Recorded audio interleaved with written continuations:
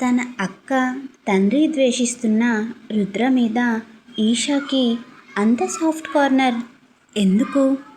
మాయా విరించి కలిసి చేస్తున్న ప్లాన్లో రుద్ర బలి కాబోతున్నాడా? అసలు విదుర్ ఎవరు? విదుర్ని చూసి రుద్ర ఎందుకు అంతలా చిరాకు పడుతున్నాడు? ఈ పాటలో తెలుసుకుందాం. సికింద్రాబాద్ స్టేషన్ నుంచి ట్యాక్సీలో రుద్ర బంగ్లా వైపు ప్రయాణిస్తున్న అక్షర మనసులో ఒకటే అలజడి. సిటీ ట్రాఫిక్ దాటుకుంటూ జూబ్లీ హిల్స్ ఏరియాలోకి కారు ప్రవేశించగానే దూరం నుంచే కనిపిస్తున్న ఆ భారీ రాజభవనం లాంటి ఇల్లు ఆమెను అబ్బురపరిచింది.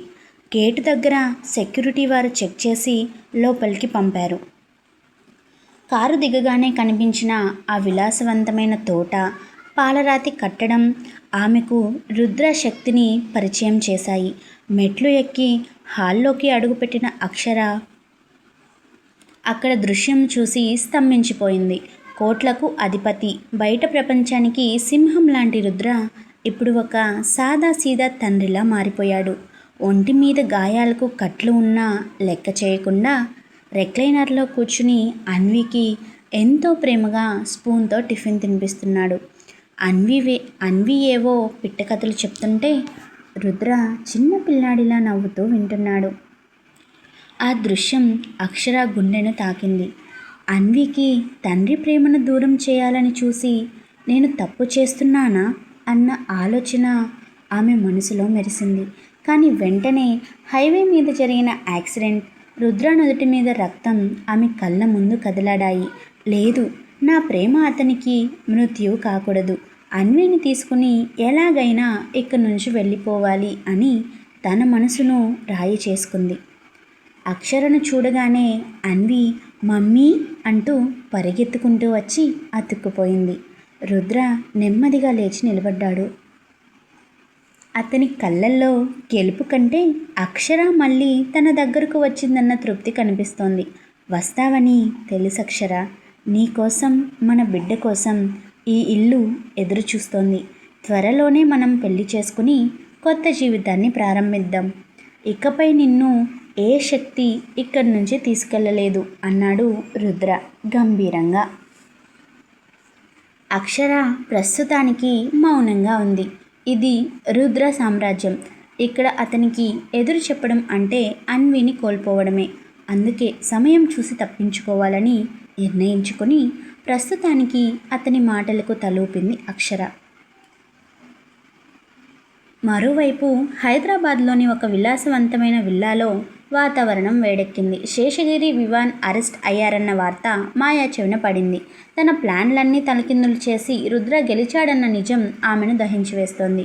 విపరీతమైన కోపం వచ్చినప్పుడు మాయకు ఒక వింత అలవాటు ఉంది. అదే గార్డెనింగ్. వెక్కిరింతగా నవ్వుతూ మొక్కల మధ్య మట్టిని తవ్వుతున్న మాయను చూసి ఆమె తండ్రి విరించి దగ్గరకు వచ్చాడు. ఏమైంది మాయా, ఎందుకంత కోపంగా ఉన్నావు అని అడిగాడు. మాయ మట్టిని విసిరి కొడుతూ, నాన్న, వాడు నా మాట కాదన్నాడు. కన్న తండ్రే రోడ్డు మీద వదిలేస్తే వాడిని అక్కున చేర్చుకుని చదివించి మీరు సింహ గ్రూప్ వారసుని చేస్తే ఈరోజు ఒక అనామక పిల్ల కోసం నన్ను ఎదిరిస్తాడా? వాడిని నేను వదలను అని అరిచింది మాయ. విరించి నవ్వి, కంగారు పడుకు మాయా, వాడికి ఆశ్రయం ఇచ్చింది నేను. వాడు నా కూతురు మనసును ముక్కలు చేస్తే నేను ఊరుకోను. వాడి సంగతి నేను చూసుకుంటాను. నువ్వు రిలాక్స్ అవ్వు అని భరోసా ఇచ్చాడు. పక్కనే మాయకు సాయం చేస్తున్న ఆమె చెల్లి ఈషా మెల్లగా, ఇందులో బావ తప్పేముంది నాన్న? ప్రేమించడం తప్ప? మీరేదో సాయం చేశారని బావ తన మనసు చంపుకుని బతకాలా? నిజం చెప్పాలంటే మీరు ఎలక్షన్స్లో గెలవడానికి మెయిన్ రీజన్ బావ కష్టమే కదా అంది ధైర్యంగా. మాయ కళ్ళు కోపంతో ఎర్రబడ్డాయి. ఈషా, నీకేం తెలియదు, నోరు మూసుకొని లోపలికి వెళ్ళు అని గదమాయించడంతో ఈషా అక్కడి నుంచి విసురుగా వెళ్ళిపోయింది. సాయంత్రం సమయంలో రుద్ర, హర్షిల్ కొన్ని ముఖ్యమైన డాక్యుమెంట్స్ కోసం ఒక కార్పొరేట్ ఆఫీస్కు వెళ్ళారు. అక్షర ఒంటరిగా లాన్లో కూర్చొని అన్వి గురించి ఆలోచిస్తుండగా చాముండి అక్కడకు వచ్చింది. అక్షర, వాడు బయట వాళ్ళకి రాక్షసుడు కావచ్చు, కానీ నీ దగ్గర మాత్రం పసివాడు. నీకోసం వాడు తన సర్వస్వాన్ని పణంగా పెట్టాడు. చావడానికైనా సిద్ధపడ్డాడు. వాడి చేయి ఎప్పటికీ వదలకమ్మా. ఇది నా రిక్వెస్ట్ కాదు, ఈ తల్లి ఆజ్ఞ అనుకో అంటూ చాముండి అక్షర చేతిని పట్టుకుని బలవంతంగా ఒట్టు వేయించుకుంది. అక్షర మనసు మరింత భారమైపోయింది. ఒకవైపు భయం, మరోవైపు ఈ అనుబంధాల ఒత్తిడి. అదే సమయంలో ఆఫీస్ దగ్గర రుద్రకి ఒక వ్యక్తి ఎదురయ్యాడు. అతను విదుర్. అతన్ని చూడగానే హర్షిల్ మొహం వెలిగిపోయింది. హాయ్ అంకుల్, బాగున్నారా అంటూ వెళ్ళి ఆప్యాయంగా హత్తుకున్నాడు. విదుర్ కళ్ళలో కన్నీళ్లు తిరిగాయి. బాగున్నాను హర్షిల్, దుబాయ్ నుంచి ఎప్పుడొచ్చావు? రుద్ర ఎలా ఉన్నాడు, శ్యాము ఎలా ఉంది అని ప్రేమగా అడిగాడు. పక్కనే ఉన్న రుద్ర ముఖం కోపంతో బిగుసుకుపోయింది. అతని కళ్ళలో పాత గాయాలు కదలాడాయి. రే హర్షిల్, ఆయనకు చెప్పు, నా తల్లి పేరు ఎత్తే అర్హత ఆయన కోల్పోయాడు. ఇక్కడి నుంచి పద అని కఠినంగా అన్నాడు. విదుర్ గొంతు పూడుకుపోయింది. రుద్ర, ఒక్క నిమిషం విను నాన్న. నేను చేసింది తప్పే కావచ్చు, కానీ తప్పలేదు. నా పరిస్థితి అప్పుడు అలాంటిది అని ఏదో చెప్పబోతుంటే రుద్ర వినలేదు.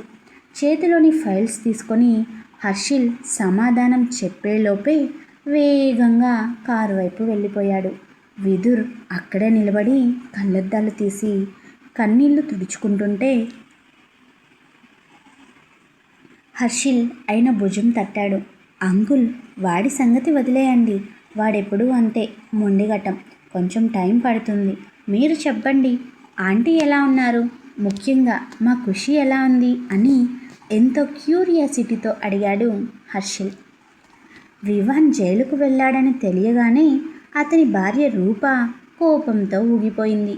ఆమె సామాన్యమైన వ్యక్తి కాదు, నగరంలో పేరున్న క్రిమినల్ లాయర్.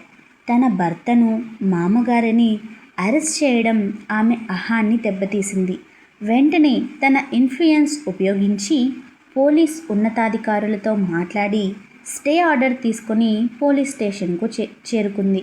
స్టేషన్ లోపల శేషగిరి, వివాన్ దిగులుగా కూర్చుని ఉన్నారు. రూపను చూడగానే వివాన్ కళ్ళలో ఆశ చిగురించింది. రూప, ఎలాగైనా మమ్మల్ని ఇక్కడి నుంచి బయటపడే అని ప్రాధేయపడ్డాడు. రూప తన లాయర్ పవర్ ఉపయోగించి టెక్నికల్ గ్రౌండ్స్ మీద వాళ్ళిద్దరినీ గంటల వ్యవధిలోనే బయటకు తీసుకువచ్చింది. స్టేషన్ బయటకు రాగానే రూప కళ్ళు నిప్పులు చెరుగుతున్నాయి. అసలు ఏం జరిగింది, మిమ్మల్ని ఈ పరిస్థితికి తెచ్చిన వాళ్ళు ఎవరు అని అడిగింది. శేషగిరి జరిగిందంతా వివరించాడు. అక్షర రుద్ర సహాయంతో ఎలా తప్పించుకుందో, రుద్ర ఎలా వచ్చి బీభత్సం సృష్టించాడో చెప్పాడు. అంతా విన్నాక రూప మనసులో పగజ్వాలలు ఎగిసిపడ్డాయి. వదిన, నువ్వు చాలా అమాయకురాలివి అనుకున్నాను. ఎవరో నిన్ను మోసం చేస్తే ఆ పాపను పెంచుకుంటూ ఎక్కడో ఒక మూల గుట్టుగా బతుకుతున్నావని జాలిపడ్డాను. కానీ నువ్వింత తెలివైన దానివని అనుకోలేదు. బాగా డబ్బు, పలుకుబడి ఉన్న రుద్ర విక్రమసింహను పట్టి నా మొగుడినే ఊచలు లెక్క పెట్టేలా చేస్తావా అని పళ్ళు కొరికింది. అక్షర, నీకు తెలియదు, వివాన్ జోలికి వస్తే నేనెంతకైనా తెగిస్తానని. రుద్ర అండ చూసుకుని నువ్వు రెచ్చిపోతున్నావు కాబోలు, కానీ చట్టంతో ఎలా ఆడుకోవాలో, ఒక మనిషిని మానసికంగా ఎలా చంపాలో నాకు బాగా తెలుసు. నువ్వు అమాయకురాలివి కాదు, ఒక అవకాశవాదివి అని ఇప్పుడు నాకు అర్థమైంది. నా భర్తను ఊచలు లెక్క పెట్టేలా చేసిన నిన్ను వదలను. రుద్రకోటలో నువ్వు ఎంత సురక్షితంగా ఉన్నా సరే నిన్ను అక్కడి నుంచి బయటకు లాగి నిన్ను యముడి దగ్గరకు పంపిస్తాను అని మనసులో అనుకుంటూ ఆమె వెంటనే తన ఫోన్ తీసి ఎవరో ఇన్వెస్టిగేటర్కి కాల్ చేసింది. అక్షర గతానికి సంబంధించిన ప్రతి చిన్న విషయం నాకు తెలియాలి. ఆ బిడ్డ తండ్రి ఎవరు, ఆమె బలహీనతలు ఏంటి అన్నీ ఆరా తీయండి. ఈసారి దెబ్బ కొడితే అక్షర కోలుకోకూడదు అని ఆర్డర్ వేసింది. శేషగిరి వివాన్లు రూపలోని ఆ యాంగిల్ చూసి ఆశ్చర్యపోయారు. అక్షరపై రూప మొదలుపెట్టిన ఈ యుద్ధం ఏ తీరానికి చేరుతుందో అన్నది ఇప్పుడు ఆసక్తికరంగా మారబోతోంది. హర్షిల్ కళ్ళలో ఖుషి పేరు వినగానే ఒక తెలియని మెరుపు మెరిసింది కదా. ఆ మెరుపు వెనుక ఉన్న కథ ఏంటి? అక్షర వేసిన బొట్టు ఆమెను ఆపుతుందా? మాయా విరించి కలిసి రుద్ర సామ్రాజ్యాన్ని కూల్చడానికి వేస్తున్న కొత్త ఎత్తుగడ ఏంటి? సస్పెన్స్ కొనసాగుతుంది. ఇవన్నీ రేపటి పాటలో చూద్దాం. ఈరోజు కొంచెం టైం లేక చిన్న అప్డేటే అయింది. రేపు మరో బిగ్ అప్డేట్తో మీ ముందుకు వస్తాను. అంతవరకు సెలవు.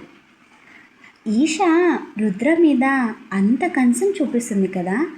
ఇప్పుడు అక్షర లేట్ అయ్యి ఈషా శ్రీమతి రుద్ర అయితే పరిస్థితి ఏంటంటారు మాస్టారు? Thank you for watching. Keep smiling, keep listening. నేను మీ అనుష కృష్ణ, సైనింగ్ ఆఫ్.